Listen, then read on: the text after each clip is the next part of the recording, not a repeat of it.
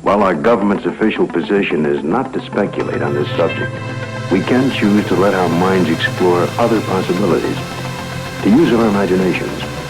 For if we consider that astroscientists agree on one point, that the possibility of life elsewhere is not only quite probable, some feel it is there without a doubt. Let us suppose then that these objects are real space vehicles, extraterrestrial in origin, and not an illusion of the mind.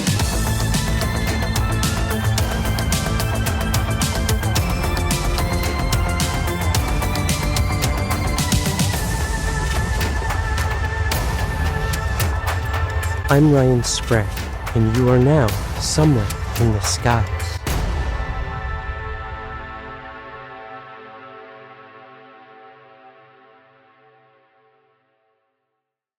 Welcome to Somewhere in the Skies, and a very warm welcome to our return guest. You see him on your screen right now. You love him. You know him from things such as Expedition Bigfoot. You know him from his books, Monsterland, but he has a brand new book coming out, guys. And I want to get the title right here, Ronnie. Yeah. Interdimensional Consciousness, Cryptids, and the Hidden Architecture of Reality. So I am so excited to break this down today with our Thank you, man. guest, Ronny LeBlanc. Welcome back, my man. Great seeing you. Thanks for having me. I was excited to talk to you, and you're the first podcast that I'm doing with the book is now available out there, but you're the first person that's helping to drive some awareness. So thank you very much. Of course, man. When I first heard about this book, UFOs are in the news all the Yeah. time now, but we're kind of in this weird, I guess, nebulous area where everything has to do with the government and Right. very nuts and bolts, bureaucratic, like national security threats, Hmm. all that sort of stuff. And it kind of makes someone like me sad because I have spent the last couple decades researching UFOs from a very human perspective. People who have Sure. seen these things. I mean, in fact, you have a story in my book here. That's right. Yeah, which you'll be sharing today because it's in Yeah. your new book as well. And that's what I love about this stuff, asking these big questions of UFOs, cryptids, the paranormal. And you have a heck of a lot of experience with all three of those, right? It's weird, and I don't like people like you seem to be a magnet. I'm not like a Chris Bledsoe kind of things are happening all the time, but there seems to be something going on, and it's going in between cryptids, it's going in between UFOs and that, and like what you're saying too with UFOs and everything that's happening now. It's mind blowing that they're talking about remote viewing, that they're talking about using the term like Rep Anna Luna interdimensional when she's talking to Joe Rogan, explaining after being in a skiff, and this is what she's hearing from people that are in the know. And to talk about my Thunderbird experience, which is in your book, in my new book as well, starts right in the first chapter. We've always had this, when it comes to UFOs, that they're nuts and bolts, that they're a craft. But people are also seeing things that seem to be plasma based or almost alive. And that was my Thunderbird experience with my wife. And the consciousness piece, it's as if something is listening and starts to interact. And we were in the garage. This was 2 weeks before we're going to move into our new house, and we're here now. We're closer to Leominster State Forest and Monsterland. We live right next to Barrett State Park. My property abuts that. And I was remarking to my wife, we're in the garage with the door open, summer night, a couple weeks before July 4th. And I said, I'm so excited to move to the new house. We're closing. We're going to be closer to Monsterland. We're going to see some weird stuff. And it was like a few minutes later, we're just talking, and something touches Amy's leg. And with the garage door open, wearing shorts, I just assumed it was a moth or a Japanese beetle had kind of brushed against her leg. But she was like, "No, it felt like a sun, like a hand or something just pushed on me." A couple minutes later, we're talking about mundane stuff, what we're bringing, what we're leaving. Happens again. And she's like, Ronnie, something just touched me in my leg, the same spot again. Another few minutes goes by, and the third time was enough that she shot up out of her seat.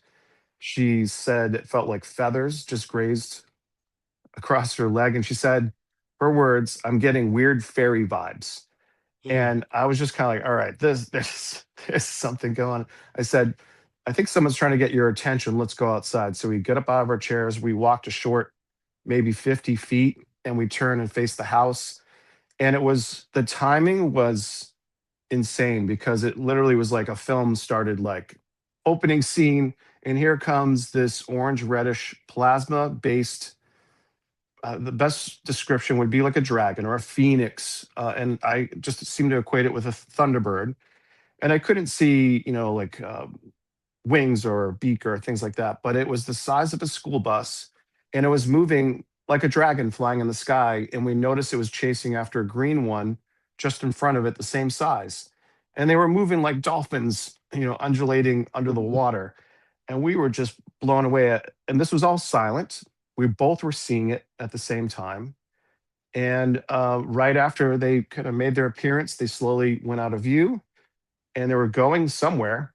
And I just had this feeling. I didn't hear a voice, but just had that gut feeling. Don't go anywhere. There's more coming because of all these different experiencers and encounters they have. There seems to be sometimes more than one. And sure enough, here comes this green beach ball size ball of light. In the book of Ezekiel, talks about a wheel within a wheel. And as this thing is coming over, and this is closer to us now, so we can actually watch its path as it's going over our house. And I see this stuff spinning inside of this thing. And as it gets closer to us, it flares up as if it's aware and recognizes that we're watching it.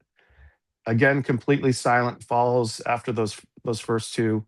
And then the third thing that starts coming is Amy spots it in the sky, and she at this point grabs her phone and starts to film what looks like a bird kind of flying, whitish blue, a smaller version of those first two Thunderbirds. And it flies right over, and right before it hits the tree line, if you freeze frame it, I'll post this up on my socials again. It looks like wings.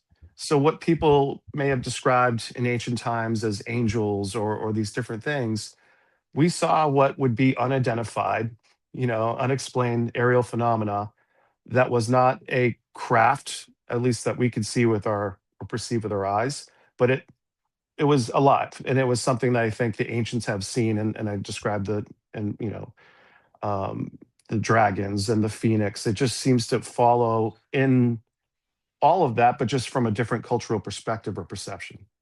Wow, man. It was, and I'm praying for it to happen again. So, universe, if you're listening, Yes, please. Well, what's so funny, Ronnie, is just last week on the podcast, I explored UFOs of the Wild West, going Mm, back to the early days of the pioneers and the frontier and the Native Americans. And there was one story towards the end of the episode where there were several cowboys who actually came into contact with what they called a flying serpent in the air, mm, but it made mechanical sounds. It wow, seemed to be like different lights were coming off of this thing. It didn't have feathers or anything like that, and they also described that undulating sort of rhythm, wow, and it's so crazy that just a week later, I'm now having you on the show, and this was like this big experience for you and your wife.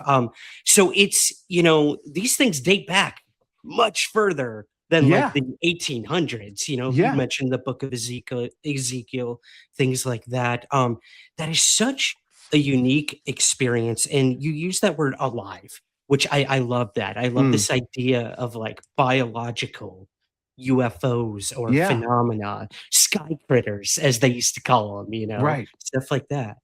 And we're Yeah. hearing that Interesting. more so now, right? With Mhm. consciousness being that component, that missing element, that component that you need. Even like the sports model, Bob Lazar, with the craft that he was working on, there were no controls, nothing inside, but there were grooves for hands. There was a small seat for something 3 to 4 feet.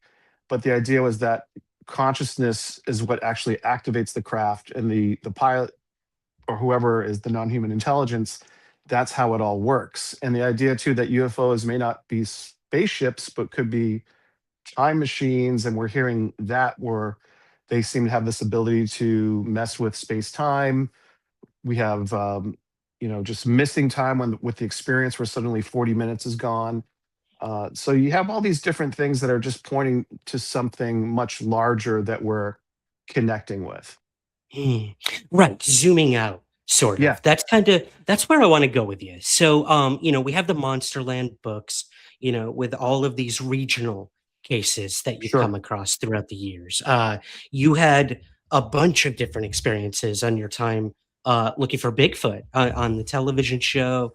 You've done Paranormal Witness, all these different things, whether it's ghosts, UFOs, cryptids, Hmm. uh, insert weird thing here. Um, in this book, Interdimensional, you really do tackle everything and try to make sense of it, try to find patterns.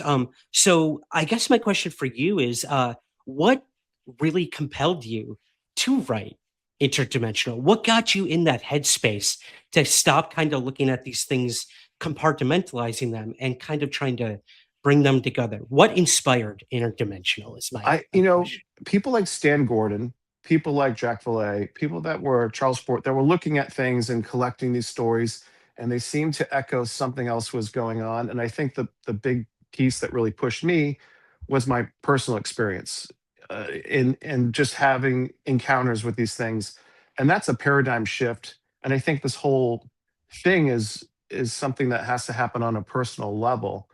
And I'll give you an example of it really quickly. That there were three people that were driving in a car. One was a believer in Bigfoot. The other one, the girlfriend, was so, and the other did not believe at all. And they were in Michigan, somewhere in the Upper Peninsula, and lo and behold, off to the right, they see a Bigfoot. So the believer sees a full Bigfoot, 3D, hair, eyes, features, all that. His girlfriend, that was in between, saw the silhouette or a shadow person in the form of a Bigfoot. And the third person that didn't believe didn't see anything.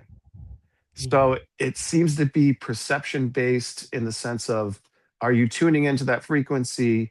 And if you are, they're aware that you're tuned in as well. And then you start to have interactions that might start off with nature, with, talk about spirit animals and Native American shamanism, things like this. You start to get these weird signs that seem to show up if you're in the present moment and aware, and that continues to happen as you kind of go through this. So synchronistic events and things like that seem to get stacked, and then you start talking to other people that are having very similar experiences, maybe in their own way, shape, or form, but you can relate to it. And once you start sharing the strange stories, people start going, all right, let me tell you this, and they, because they're like, okay, if there's somebody that I can trust, because there's still a stigma around this, but it seems it's happening way more. And now we have podcasts like yours, we have social media, we have different conduits to deliver these experiences to the masses. And I think uh, we're going backwards again. And the idea of spirit science, where we kind of split those two apart, I think we're realizing, oh, no, no, no, they do belong together, because they do seem to operate under the same, architect. Yeah. Architect. Ooh, I like that word. We'll get there. We'll get there. There's one story in the new book, Interdimensional, that you bring up, and that's the story of the cloaked being. I feel Yeah. like this kind of plays into what you're talking about here as well. Would you mind kind of painting that picture for us with that Y- story, if you don't mind? Yeah. Yeah. Okay. So are you talking about with the backyard Yes. situation? Yeah. Yeah, yeah, yeah. That was wild too, because I've had a lot of experiences with my wife, and she's also had experience separate to that. So in the first book of Monsterland, uh, I talked to Mike Patterson from Sasquatch, Ontario, which is a very controversial figure, and he was getting all these marbles. So I talked to him for 2 hours, like, how do I get these marbles? And I talk about in the book three separate instances where these marbles, appeared or manifested, and Amy witnessed one of these just kind of out of thin air was there. And when I was filming with Expedition Bigfoot in Alaska, um, I was maybe there for 2 weeks, and she was leaving the house, our new house, driving down the road, maybe 100 yards, and a figure came out of the woods that ran across the road. And this is the kind of the cover art idea here for the new book, was she saw a form that she could see the outline, and it looked like static electricity on the inside, but she could see through it. It ran across the road in front of her, and she slammed on the brakes thinking she was going to hit somebody, and it ran up this embankment and just disappeared. And so when I got back home from Alaska, I felt like I had taken something back with me, you know, A like hitchhiker, there, right? yeah, I just didn't feel myself. I felt kind of agitated. I can't really explain it, but I just felt like there was something else that was happening. So when I was home, I had about a week, and then I had to go do a Michigan UFO contact conference that I was speaking at. But my wife was outside, daytime, backyard on the porch, on the phone with her sister. And our backyard abuts. We have some more property that goes, but it's all woods. There's a brook that goes through. It's prickly bush. Nobody's walking through this. It's like a jungle, and we could see visually through this. And she was hearing something crashing and thrashing through the woods, and she's trying to get eyes on it. She couldn't see anything, and she's calling for me, like screaming, "Ronnie, get out here!" Some, thinking it's a bear. And I finally get outside, and her eyes are all lit up. A rock came out of the woods and hit our shed, made a hole in our metal shed. And she said it impacted so loud that her sister could hear the impact on the other side of the phone. Whoa. And so I'm looking around, I go, a rock? And we know there's no kids kind of going through. That's a possibility, but this is Bigfoot behavior like 101, where they start throwing rocks. And I got the idea as I'm looking, and she couldn't see anything. I was going to reach out to Chris Duncan, who we had on Expedition Bigfoot, who's a remote viewer. And I was like, this is so silly. But I texted him. I said, hey, dude, we just had a rock thrown from the backyard, hit our shed. Amy couldn't see anything. I didn't see it, but she's freaking out. I have this weird feeling that we might have some activity, or Bigfoot activity right behind us. I go, can you remote view? And I gave the address, kind of like the longitude and latitude. And he goes, hold on. And we're waiting. And about a minute later, he texts back, you're onto something. And I'm like, what? Look at me. And he then goes into it and says, there's two. There's a juvenile, and there's a parental type figure, a mom or whatever, and they're both cloaking. The juvenile is the one that threw the rock. And I'm like, what? I want to believe in this, but this sounds insane. Yeah. So I was like, he says, da da da da. And there was no more activity.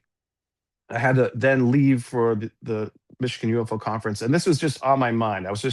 There was something that was not letting me accept this, even though I've experienced this as a kid. We've experienced this on the show with the cloaking. I was like, there's no way.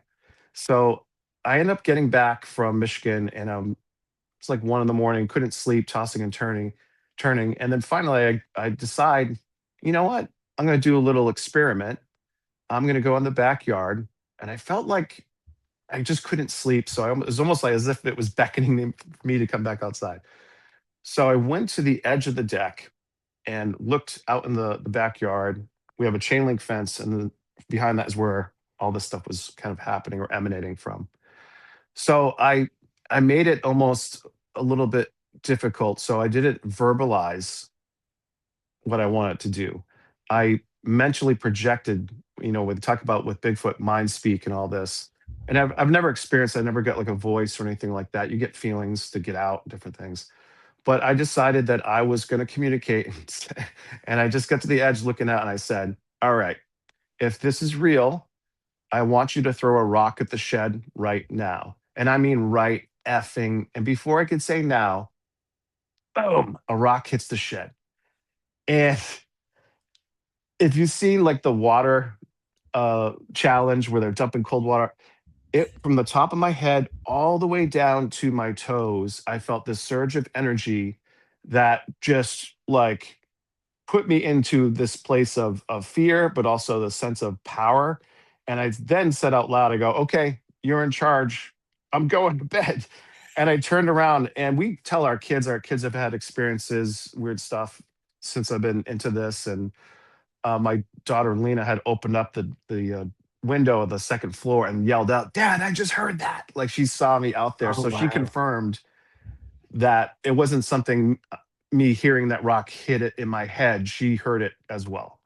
So that was where I was like, "Wow, there's a consciousness thing happening in here. There's cloaking is seems to be legitimate, and even though we don't understand it, we're experiencing Wow. Well, from a whew, boy, okay. As a as a family unit, I have to Yeah. ask, Ronnie, like, how do you guys go on day to day? Like going to work, making breakfast, sitting down watching a movie when like you have cloaked beings out there and flying serpent UFO. Like, how do you as a human being function when these things It's are, like some of us have yeah, one experience and that's it, and yeah. you wrestle with that, but here you are like just living this day in, day out. It's it's wild because there's definitely pockets of time where it seems to get amplified, and then there's times where there's nothing really happening, but maybe we're not paying attention, maybe we're not asking for it, maybe we're not, looking for it. But all of our kids have had similar type of what you would term as paranormal experiences. We've had, one of my same daughter Lena, we saw a light being appear in the door. We saw like balls of fire flying in the house. So luckily, it's been pretty quiet as of late. But I think it probably will start picking up again in spring and summer months, which seems to be the activity is a little bit more intense. Interesting. Yeah. Okay. There's a lot of different ways I think we can go with this. What I think would be good for our audience who are used to just like UFOs and like Hmm. the nuts and bolts of that, is the term interdimensional. Whenever I think Right. of this, Ronnie, I'm thinking like, Marvel comics with the Sure. multiverse and stuff like that. And Yeah. that's different universes Yeah. everywhere. But then you're talking interdimensional, like literally from within almost. So what made you kind of want to make that the stamp of the book? Like this is the theory, this is the framework I'm going to work Right. from. Yeah, I think again, just based off personal experience and how it seems as if everyone was kind of getting to that point as well. A lot of people were kind of it made more sense. I remember just doing talks and just using Bigfoot as an example, flesh and blood camp, and then other people would say, "Nope, there's a weird high strangeness going on. They're leaving items in our house, and they're just showing up in there." So there's all these different layers to it. And also what we're seeing with even science, where we don't know what consciousness is. We don't even now, reality's becoming a little bit more even analyzed in the sense of what is reality. We're hearing things like the simulation. And so interdimensional, I look at it to like what I talked about before about spirit science, and that there's a spiritual or a quantum element, and then you have the physical. So you have this all these possibilities, and then reality or the matter kind of coming to this place. So I think that interdimensional, and that kind of sits either above it, within it, but it explains like remote viewing how that could work, right? Where its consciousness is non-local, and we're actually tapping into a field or what we would term as the cloud. Some of these different terms that we're using, like Apple and with technology and the cloud, it's almost as if we're pulling from that. So another label would be, spiritual, and however that works. But I just remember like in the book of Genesis in the beginning, and they had taken out like the book of Enoch and things like this, but talked about, and he created the worlds, plural. And I always thought of that as planets, worlds. But when you look at it with dimensions, that makes a lot of sense. A lot of experiencers that have been in communication with what they term as aliens like Nordics or whatnot, they're communicating that what we do, like with the atomic age, when things we started blowing stuff up, hey, what you do in your world affects our world. So that layered idea, almost like a fabric, where if you light a match to one thread, the whole thing's going up. So there seems Mhm. to be this layered reality that we have access to once you kind of go through the different frequencies, and with whether that be light or sound, there's, we're limited to what we can see, but our senses can pick up on other things and that gut reaction. So that just tells me I want to put a flashlight on what's going on behind the scenes, like even dark matter and all this stuff, dark energy, like 5% of our universe is this, and we don't know where all this other stuff is coming from. So we still don't know, I think, a lot. And I think we're going back, we're rewinding to some of what the ancients had thought in the 1800s and before that, that there is a spiritual, physical connection. You can't separate the two because they coexist together. Yeah, yeah, it's like you're, when you're doing something like blowing up these bombs and whatnot, you are disrupting that harmony that seems to be Right. working. And I guess my question to kind of play off of that, Ronnie, like Yeah. that, while they're existing over here, we're existing over here, and maybe we're supposed to mingle, maybe we're not.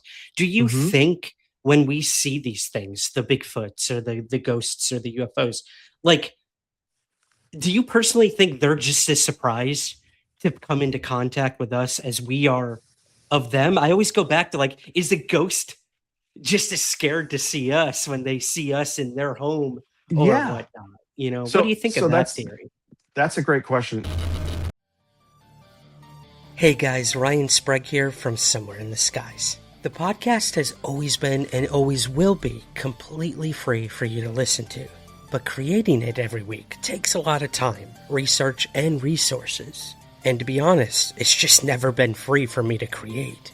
That's why we built a few simple ways for you to help support the show and keep it going strong. You can join us over on Patreon or through Apple Premium. Both offer the same awesome perks: ad-free episodes, early access to new content, exclusive bonus shows, and even priority to ask our guests your listener questions. It's a quick and easy way to support what we do for just a few bucks a month. And right now, you can even try Patreon for free for a week to see if it's right for you. To learn more and to join, head over to patreon.com/somewhereskies. That's patreon.com/somewhereskies. Or hit that subscribe button right at the top of your Apple Podcast feed. Thank you so much for listening, for supporting, and as always, keep looking up.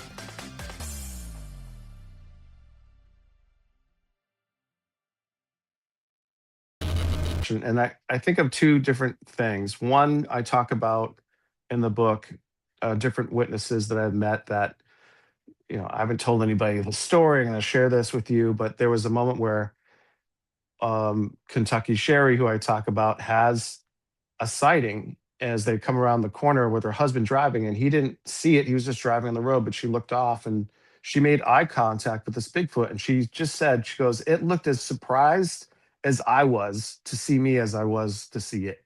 Yeah. And so that's one piece. And then I even think it's a TV show, but just on an episode of Ghost Hunters back in the day, there was an instance where they were in this old colonial home and they were asking questions. And I don't think they were getting it, but through the EVPs, the response was from back another time saying, I can hear you, but I can't see you. And at that moment, I'm realizing, wow, they're talking to somebody from the past at that time. So imagine hearing these distant voices asking for you, and you're kind of like, where's this coming from? That's coming from the future, right? In their Yeah. world. So now you have time not having any, there's no, it's again almost like non-local that we can traverse all these different things. So that just kind of makes my head spin when you start to look at those examples that, yeah, maybe they're showing up in the and they seem to show up in these same areas over and over again, like Monsterland, like Skinwalker Ranch, the Bridgewater Triangle.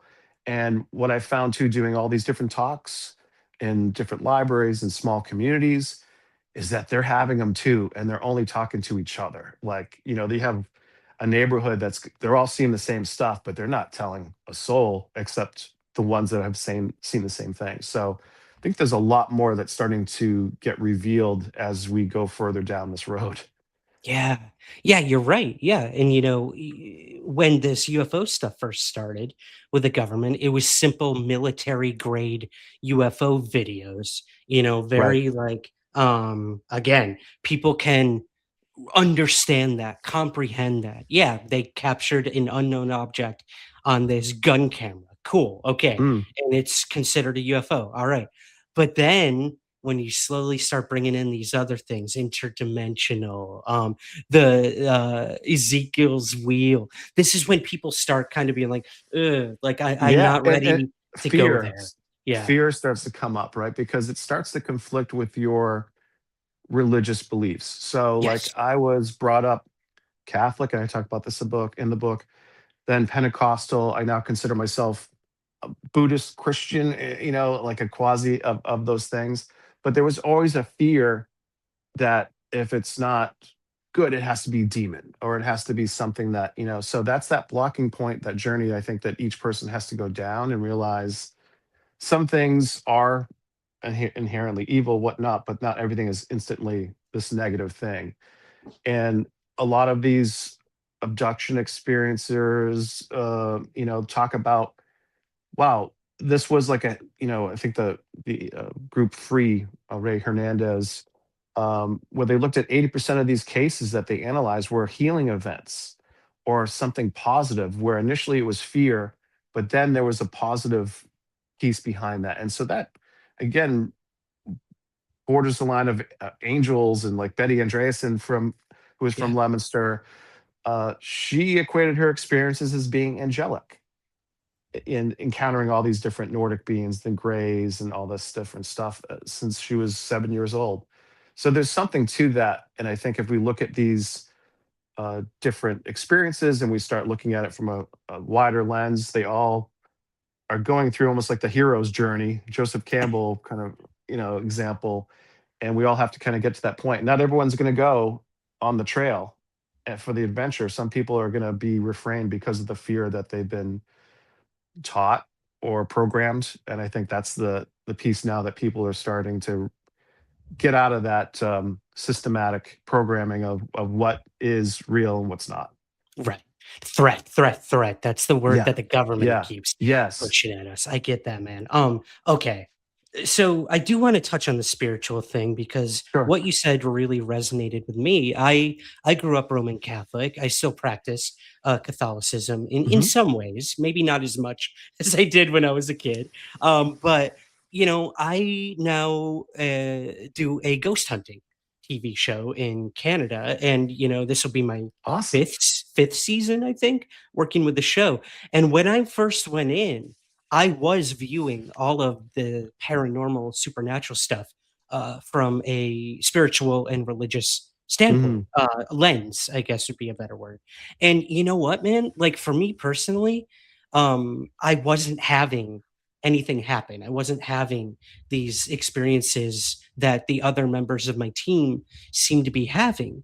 Um, and I kind of sat down after like the second season and said, okay, what can I try to do differently? So I kind of I took the spiritual thing away in a Mm. sense. Um, and that's when things started happening.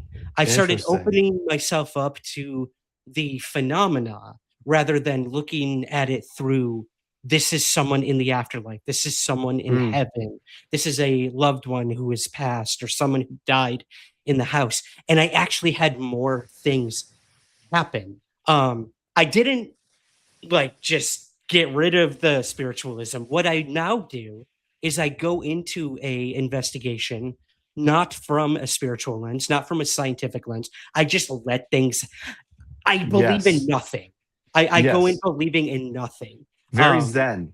Very very zen zen. approach. Yes. Exactly. And then what I do to protect myself is I use my spiritualism after an investigation so that I don't get a hitchhiker like you have or many others have. Right. So I've found a way to integrate my spiritualism into it, but it's That's more of awesome. like it's almost like a shower I take after an investigation Right. rather than using it as my tool during an investigation. So, Now, do you yeah, please. do you feel like that is now, like, do you view it as spiritual in nature because you're seeing it a little bit different now? Like when it comes to the paranormal and the ghost hunting, do you feel like there's that more spiritual element now? I believe it is there. I do. For me personally, I kind of just try to go in from that Zen blank Yeah. space.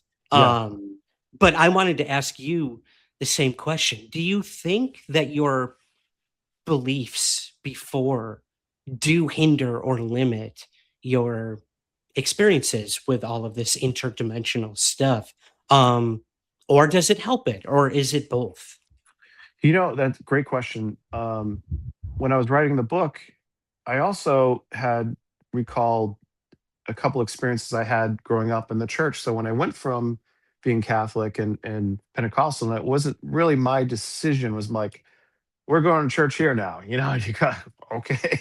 Yeah. Um, but I had two experiences when I was young growing up within the church, which is known as being slain in the spirit, where in evangelical churches and Pentecostal churches, and they're all different variations, right? But the idea was that I would see people getting prayed on, and there might be an evangelist from another town that came in and had what would be known as the anointing, and I see him praying over people, and there'd be some deacons around, and suddenly that person would pass out, and they would grab them and lay them down, and after a few minutes they would come back in, and I was watching this like nice parlor trick, like I'm gonna check this out. So I decided to go down and get in line. And I just remember, I'm like, my mind's strong. I'm gonna handle this. So he starts praying over me, and then kind of like shifting my head a little bit. And I was like, oh, nice theatrics. And then suddenly it was like I was trying to fight something, and it was almost as if your water was trying to fill up in the tank, and you couldn't. And then boom, I was out. I remember now laying down on the ground and just inky blackness. I couldn't see anything, hear anything. And then suddenly it was like somebody had turned on the volume and sound started coming in first. And then, like an aperture on a camera, suddenly the black started turning into my vision. And I kind of came back into this place, right? But I had now no fear. I had a recharged battery of sorts. And suddenly I just had this peace and felt connected to some higher power, God, whatever you might want to interpret it as. And I had two of these different experiences. And that for me was like, again, having the personal experience, going through it, like, what was that? What did I tap into? And I clearly felt like, I was unconscious and came back in, but it was as if I went somewhere and I came back, and we're hearing now with dreams that they're studying this idea that we can be linked up in dreams and communicate and send messages and wake up and go, yeah, you told me this, Mhm. and I talk about that in the second book, where two of my daughters had very similar dreams within the same night, and they saw each other from different perspectives within this world, the dream world, and so the shamans would talk even with Sasquatch. They would visit them in the dream world in these dreams. So it's like, what is that state? Is that the true state, where everything is possible in all these different dimensions or worlds? And then we come into this. So it's just been a fascinating, and I don't claim to know everything. And I'm not saying that this is the right theory, but it seems to make sense from all these different perspectives. And if we unsilo these different, um, like philosophy and science, and we start looking at them collectively, you start to notice there is a pattern. There is something that affects all of that. Mhm. Absolutely. Well, in terms of, I guess, that pattern, you had mentioned this at least twice now, I think. The word architect. Yeah. Now, there's God, there's simulation theory. There's Hmm. literally like this all is just random chaos that happened to exist. So what do you think? about that, Ronnie? Like the big, I'm asking you the Yeah. big question of what is this architect of reality? Do you have your own personal thoughts or opinions on that, or should we read It, the book? well, what's interesting, and again, we believe in, I think both of us believe in a higher power, whether you call it God or whatnot. Mhm. And what keeps on popping in my mind right now is even like the Mason symbol, right, where it's like this architectural kind of thing. And what's interesting is how the book starts. It ends in a weird full circle, and not to give too much away, but my wife had found this box at her work that they were throwing away, and it had all these very old letters. And she was like, thought had a feeling it was important. She didn't really go through the contents, but she was like, oh, I'm gonna grab this. There could be something cool in here. She likes to go thrifting, and so she kind of was, and it was a year and a half. It's been sitting in our garage, and I'm working on the last page of the book, thinking I have the ending to the book.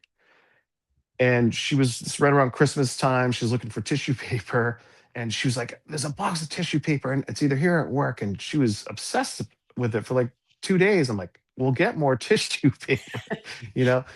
And she comes in the garage, just like how it starts with us in the garage in the Thunderbird story, and she kicks over this box, and all these letters come out.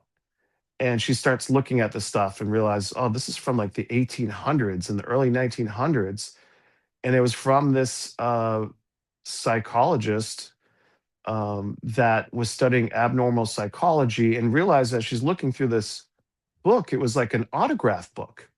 It was like autographs from all these different scientists and philosophers, and all of them, there is about 12 different ones.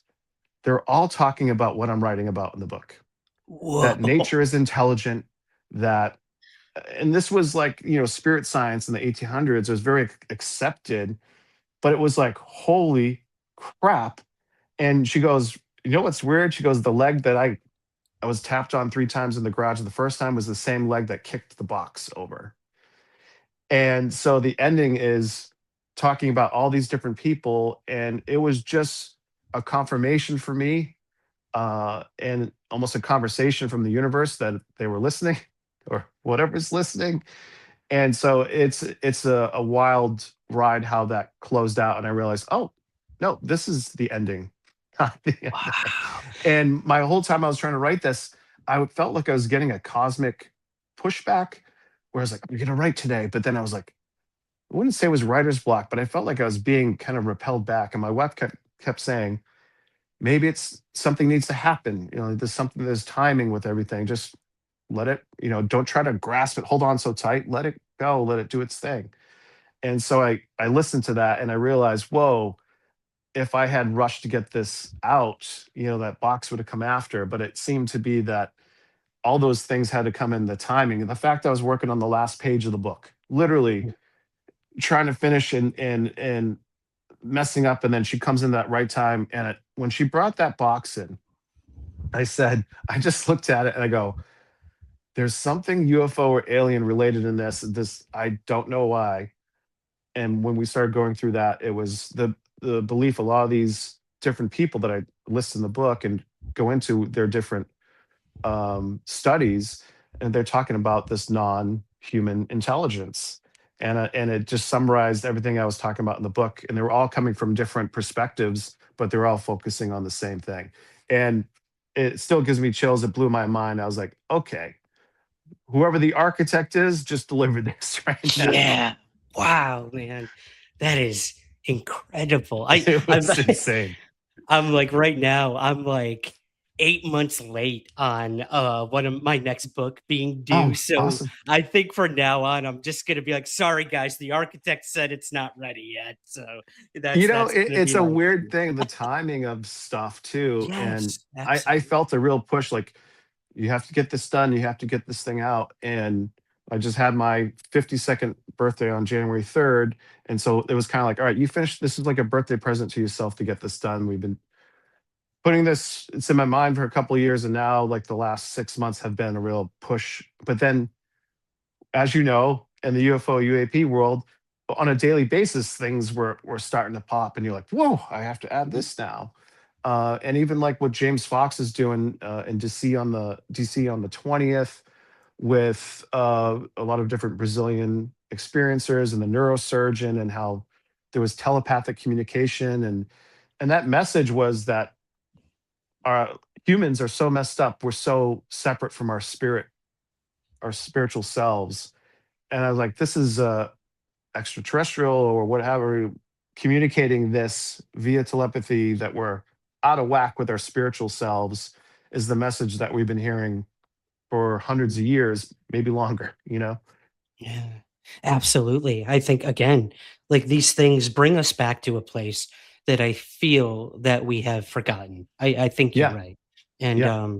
they do. They make us feel more human. They make us feel more whole, whatever that might mean, whether it's Right. spiritually or physically, mentally.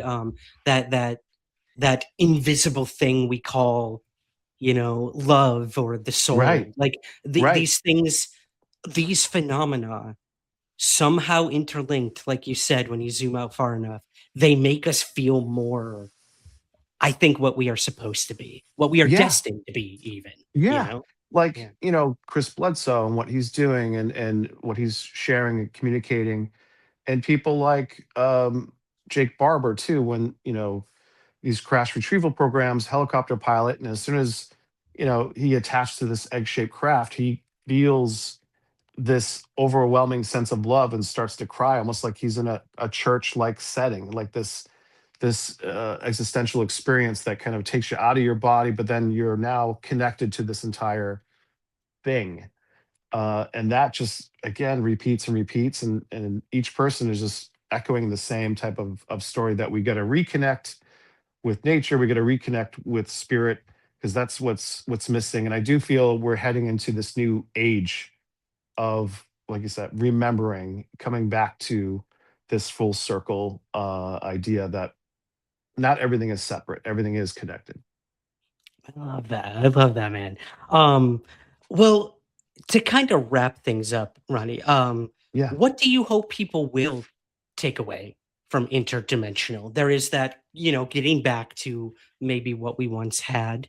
But is there anything else you want people to really focus on with these theories you're bringing forward? And yeah, what advice would you give them as they go on their own journey with these crazy experiences? I think the big thing is to try to mitigate your fear of, because you don't learn unless you get out of your comfort zone. Yeah. And so if you start to do that, and you start like what you're doing with your show, and going into this Zen mindset and clearing the slate and approaching it with intention, with hopes of having experience, and with a good heart. If you have all those things, the universe seems to work magnetically, in the sense that what you put out there, you get back. And that's, you hear it time and time again, where people are negative, and they keep on having these negative experiences, and you have someone else that's tapping into, like, I always use the quote from Einstein: imagination is more important than knowledge, because you're limited with your knowledge that you know, but the imagination is infinite, and it represents that field in which the architect is maybe creating these things. And so you can tap into things where time doesn't matter. You can have a sense of gratitude, where you're feeling like this has already happened. And I think if you're on, we're all here for a reason. We all have a path, a purpose. And I think we find that when we discover our passions, then we start walking down that path. And then slowly things start to reveal themselves on their time, not necessarily ours, where we have to wait, like, I want it now, but no, this has to come into play. And it always seems to be orchestrated. It seems to not be random or coincidental. It seems to be organized in a way where they seem, whatever this architect is, whatever, it seems to be aware of, with the cat point, with the fighter jets, where the UFO went to their cat point before, and it's encrypted. It knew where they were heading before they even got there. Mhm. Tells me that it's tapped into some bigger piece that we're still trying to understand. Yeah, absolutely. I love that, man. Well, hey, I am going on a expedition to find this architect, and it really does. It starts with this book, Thanks, Interdimensional. man. So I highly suggest people check it out. So, of course, obvious last question: where can Yeah. people find the book? So you can get personalized signed copies from me directly from my website, Ronny, RONNY, LeBlanc.com. It's available on Amazon, print, Kindle, Barnes & Noble, and then I'm working on the Audible version of it as well. Sweet. Awesome. We'll have links in the show notes below, guys, for you guys to check that out. We only scratched the surface. So, guys, check the book out, please, please, please. And I would love to have you back on, I Ronny, to would love talk to. more Bigfoot specific, Definitely. because Yeah. that stuff fascinates me. We've had some good conversations about the connections Definitely. between UFOs and Bigfoot. But for now, we'll leave it there. Ronny, I'll say this, man. I've known you for a while now, and you Yeah. have been by far one of my favorite people to talk to Oh, in thanks. these communities. And you are a dreamer. You truly are. And I think we need more dreamers in the world right now. So I thank you. I thank you for Thank you, writing brother. this book, for your friendship, and I thank you for coming on Somewhere in the Skies. Sam, thank you so much. You've always been supportive. I know we kind of came out at the same time and we've always been supporting each other. And you're doing great work. So keep it up. And I really appreciate you having me on. That's what it's all about. All Thanks, right, brother. man. Thank you.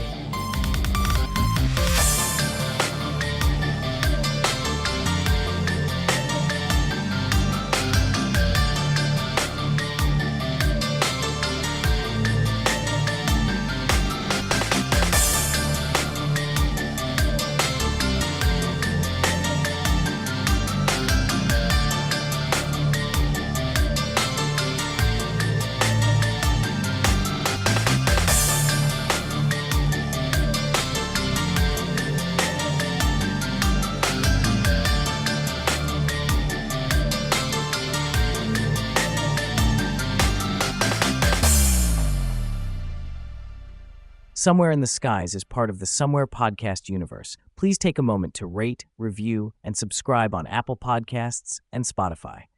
To learn more about all of our shows, visit thespu.com. Spectre Vision Radio.